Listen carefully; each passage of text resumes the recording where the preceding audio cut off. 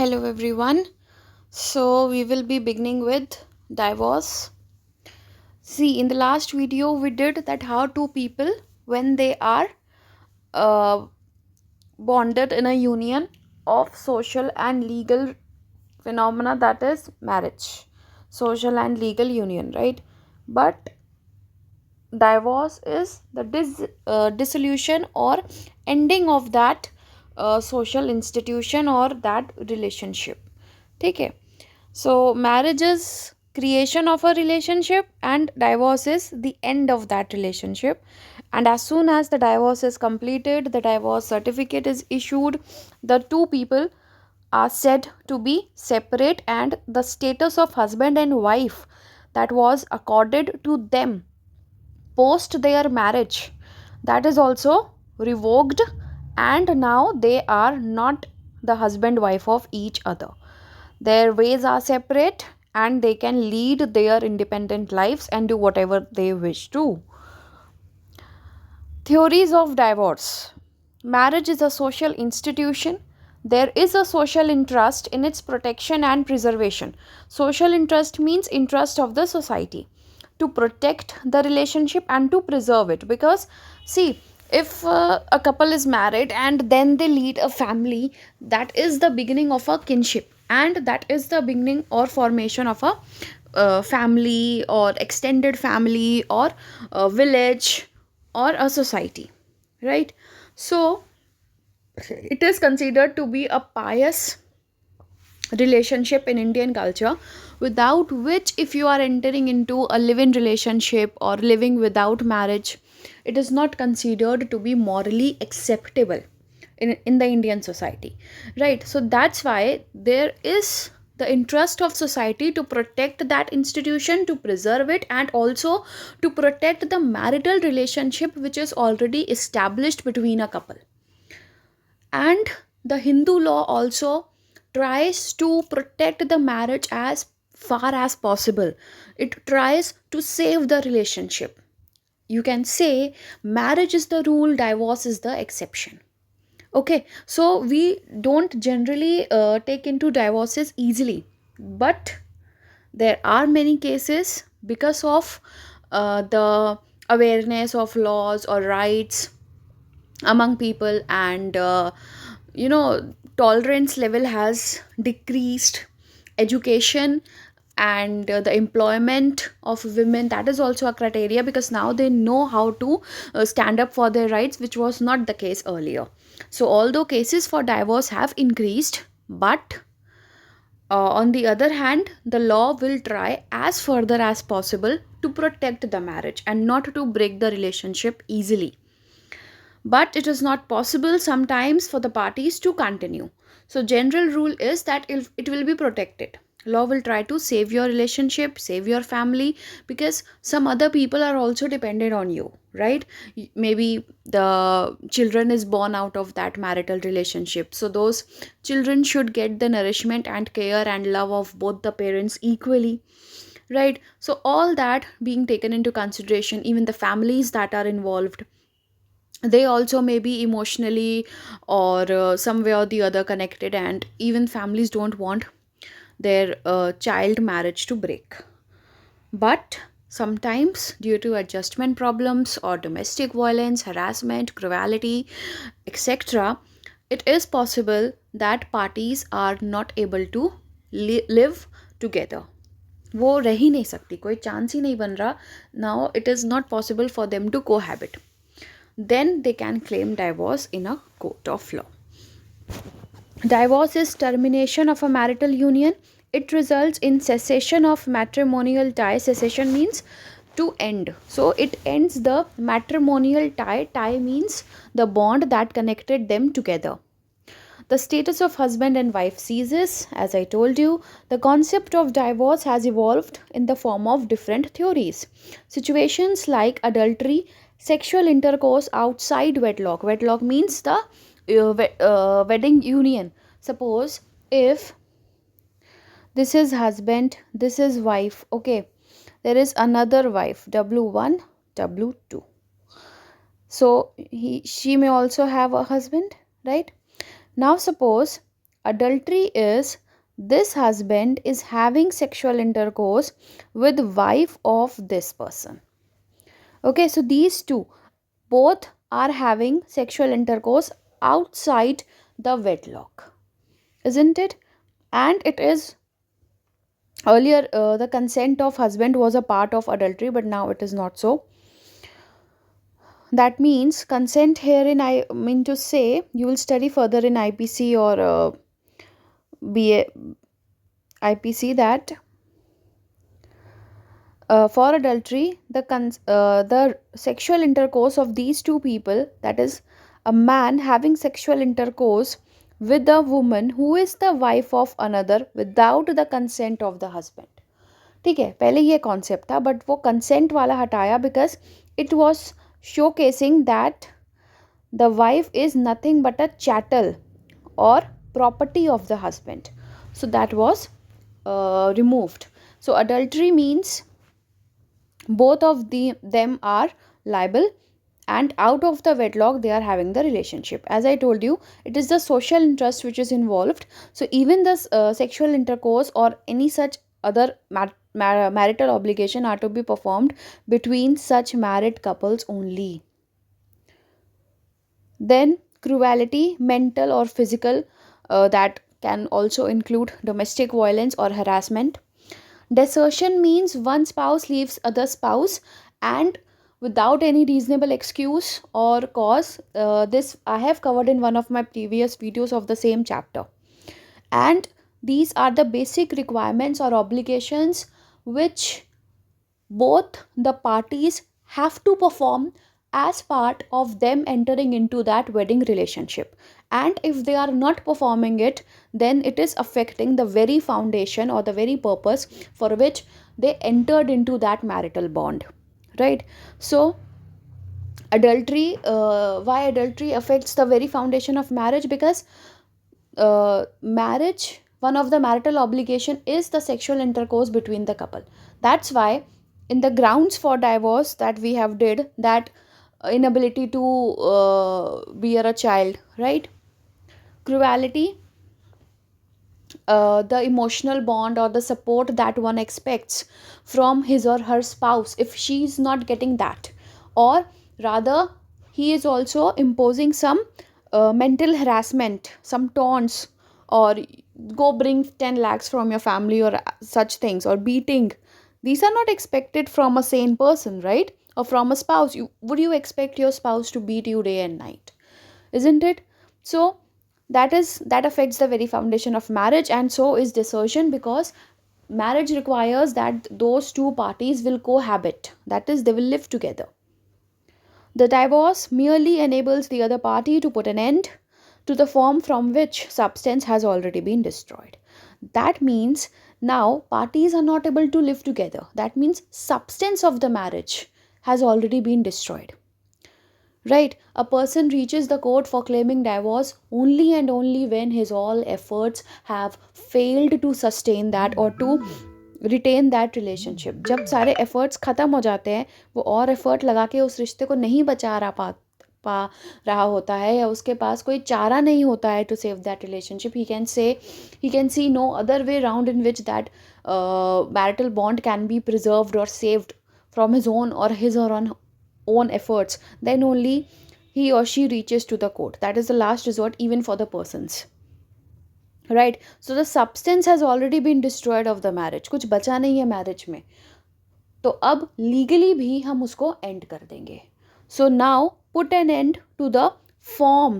That means the formality of marriage will be ended legally also, because marriage is a legal institution, right? So it has to be ended also by a process of law, and divorce is recognized. Divorce is regarded as a mode of punishing the guilty party who had rendered him or her unworthy of consortium. Consortium means union. So it punishes the guilty party because of who had rendered him or her unworthy of union. That means he has committed something which has rendered him or which made him unworthy to be continued in that union. He has committed some grave act or a wrongful act because of which now he is considered to be unworthy. आप कुछ ऐसा गलत काम कर दो कि अब आपको लायक ही नहीं समझा जाए कि आपके साथ और ज़्यादा कोई साथ में रह सकता है. For example, if a husband beats his wife, the wife may consider that no, it is a grave act, and now there is no chance that I will live this man anymore. Right? So, one is the victim, the other is the guilty party. If there is a guilty party, of course, there will be a victim also who was at attack of that person. Right? So, this gave rise to the guilt or offense theory. According to this, a marriage can be dissolved only if one of the parties has, after its solemnization of marriage means when the marriage is said to be completed.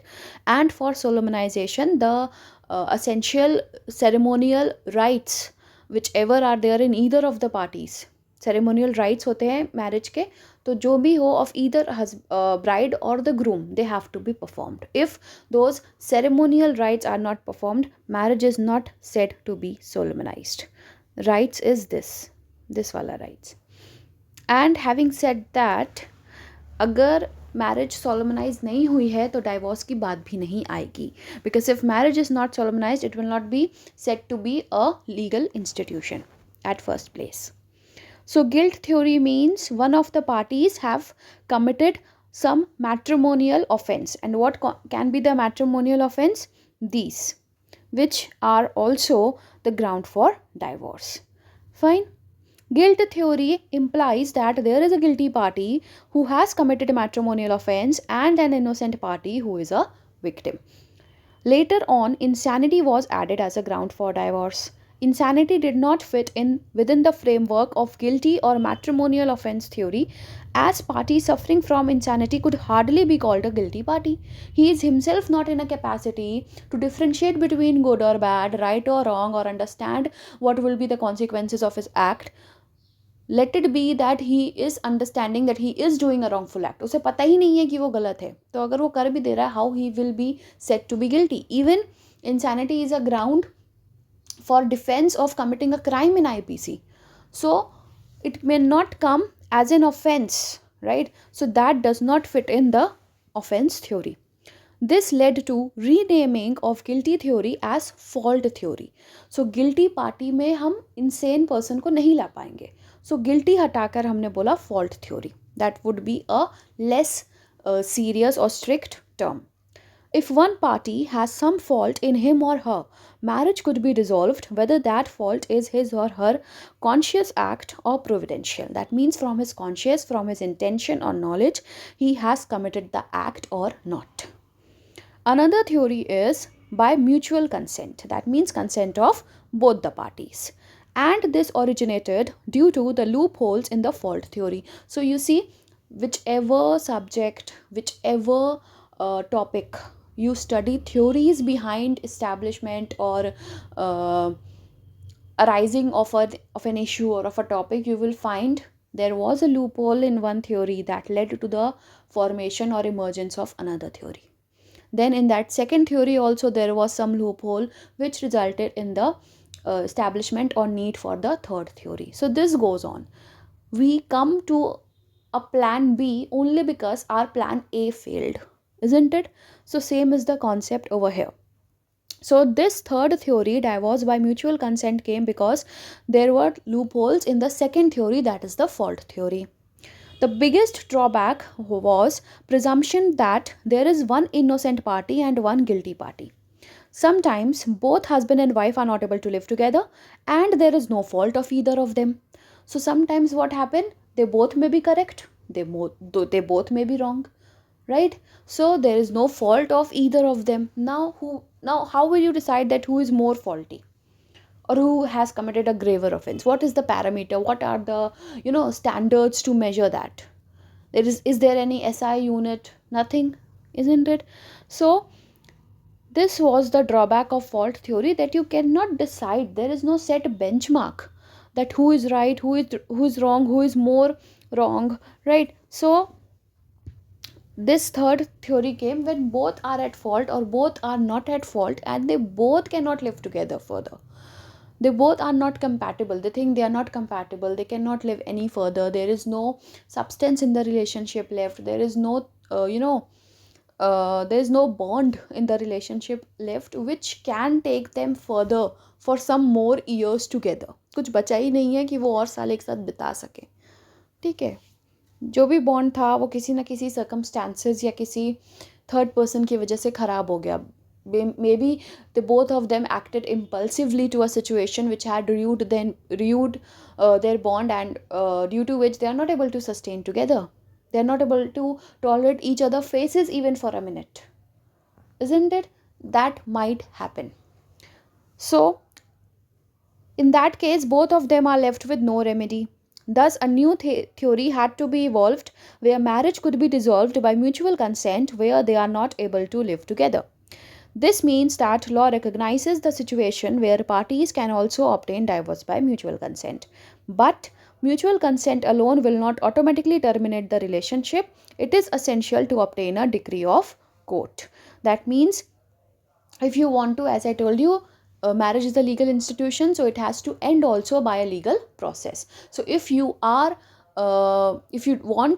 a divorce by mutual consent, both of the parties have to go apply in the court that we want mutual consent say divorce hum chahte hain, and then the court has to look into the facts and circumstances, or it examines, or it even sends the couple to arbitration. It gives them a cooling off period कि भी आप गुस्से में हो और आपने यहाँ case file कर दिया है. As I told you, the even the instinct of law is to save the marriages and not to break those relationship. So it will try its level best in arbitration, or it will give the couple time to relax, to think, to negotiate, to reconcile of their differences, so that the relationship can be saved, right? And whosoever people are connected or they are dependent upon that relationship, they also can live happily or peacefully.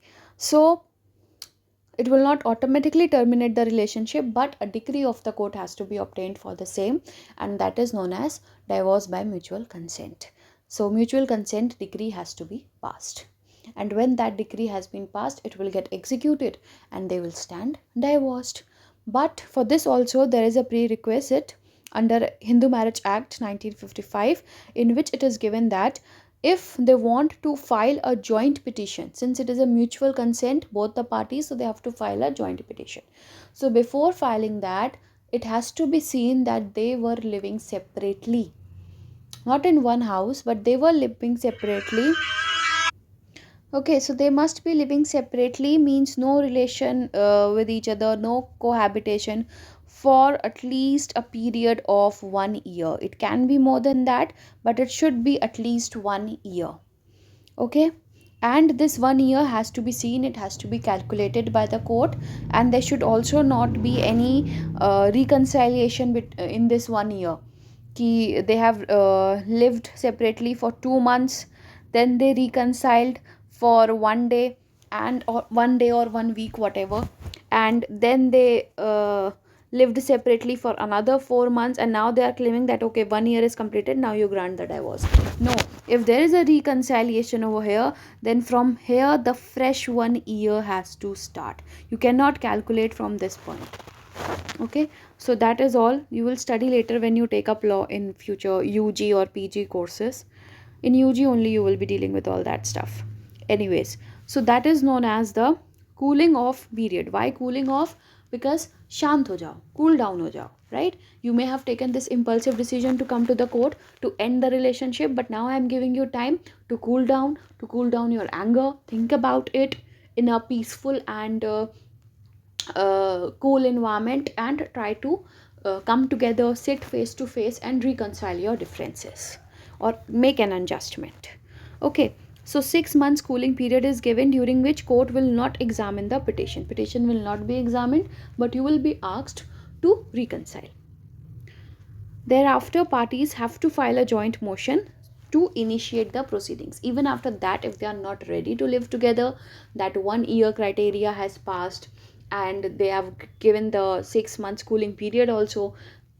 What happens sometimes that after filing that petition and giving of the cooling period, parties do not come to the court for initiating the divorce proceedings, because in that 6 months span they had reconciled.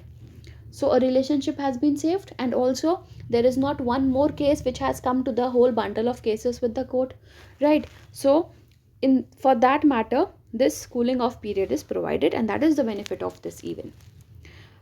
Landmark case of Amardeep Singh versus Harveen Kaur, Supreme Court stated that it is not compulsory to wait for a cooling off period of 6 months. So that means this is not a compulsory duration. Parsi Marriage and Divorce Act provides this ground, but there is no requirement of filing a joint petition under it. Under Hindu law, it has to be a joint petition, but in the mutual consent divorce, in Parsi law, there has not to be a joint petition. It is also recognized under Muslim law in the form of khula and mubarat, that is mutual release. In Mubarak, both parties mutually decide to release each other from marital bond. Mubarak, mutual release. So mutually they have decided that you will be free from the relationship. In Khula, offer is from the wife's side and she has to pay consideration, that is voluntary give away something of monetary value in exchange for a promise to the husband in lieu of acceptance. That means if she wants acceptance, she is giving an offer that has to be accepted by the husband, and then only it will be, offer has to be accepted for it to be a contract, and if it is a contract, then only it will be legally enforceable. So the offer is given by the wife that you want, I want you to set free, to be set free from the relationship, and husband has to accept it.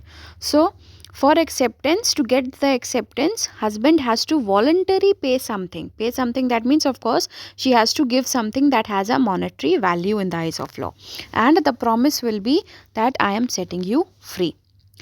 Next theory is irretrievable breakdown of marriage.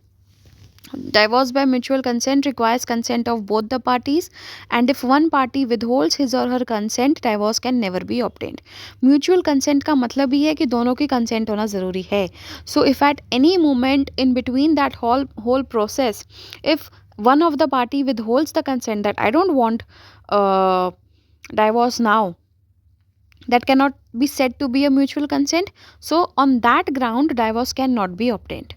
So that can be a drawback of the earlier theory, right? So with passage of time, there arose a necessity for another ground that gave birth to this theory of irretrievable breakdown of marriage. The basic postulate is that if a marriage has broken down without possibility of repair, it should be dissolved without looking at the fault of either party. So we should not look at who is at fault or who is at the greater fault, but if they're not able to live together, there is no chance that there is nothing left in the marriage, as I told you that they cannot even see the faces of each other, their blood boils on seeing the face talking, and all that is a far off thing, then that is irretrievable breakdown of marriage. So the thing or the substance of the marriage has been lost, it has ended, and there is nothing as such left कि जिसको हम बचाए, वैसा कुछ बचा ही नहीं है उस रिलेशनशिप में. We can not save anything. Okay, so that is without repair. 1964, Archbishop of Canterbury appointed a committee under the chairmanship of Dr. Mortimer, Bishop of Exeter, to look into the matter. Mortimer Committee in its report recommended that breakdown of marriage should be the sole ground of divorce, replacing the false grounds. Means all the other two grounds of divorce, the first and two, that should be removed, and only the thing should be irretrievable breakdown of marriage. That is, marriage has broken down to such a situation, or it has come down to such a situation that it cannot be repaired any further. There is no scope of repair, there is no scope of reconciliation. The committee defined such breakdown as failure in the matrimonial relationship or circumstances adverse to the relationship that offer no reasonable probability of comfort and support. So there is no chance और no probability, कुछ गुंजाइश नहीं बची कि उस relationship में हम कुछ बचा सकें या उसमें किसी तरह से एक पार्टी का दूसरे पार्टी को सपोर्ट प्रोवाइड कर सके, even through conciliation. There is nothing left. Matrimonial Causes Act of Commonwealth of Australia provides if a degree of restitution of conjugal rights is not complied with for a period of 1 year, then either party may seek divorce. Means RCR decree, if it is not executed within 1 year of its date of passing, then either party can claim a divorce. Because what the court has directed that you should be going back to the house and living there, or you should restore the conjugal rights which are of the other party concerned. But if you are not restoring it within this period, then divorce का ground एक बन सकता है. Divorce can also be obtained on ground that parties have not resumed cohabitation for a period of 1 year after the decree of judicial separation. Parsi Marriage Divorce Act, Hindu Marriage Act, Special Marriage Act also have this ground. In 1960, an agitation started to reform English law of divorce. This agitation produced a rapid response in India, which led to 1964 amendment in HMA. It tried to introduce the breakdown principle along the lines of Australian Matrimonial Causes Act 1959. This ground in its entirety has not been specifically included in HMA, but the Supreme Court in Naveen Kohli versus Neelu Kohli, which is a very landmark case of its time, strongly recommended that irretrievable breakdown of marriage should be made a ground for divorce. Indian Parliament has introduced Marriage Laws Amendment Bill 2010 with aim of making irretrievable breakdown as a ground for divorce in HMA. Okay, so it is as such not completely the same, has not been included in HMA, but the court said that it should be made a ground, and that should be considered the one and the only solid ground for granting divorce to either of the parties. Okay, I'm not going much deep into this because it's not required at this level.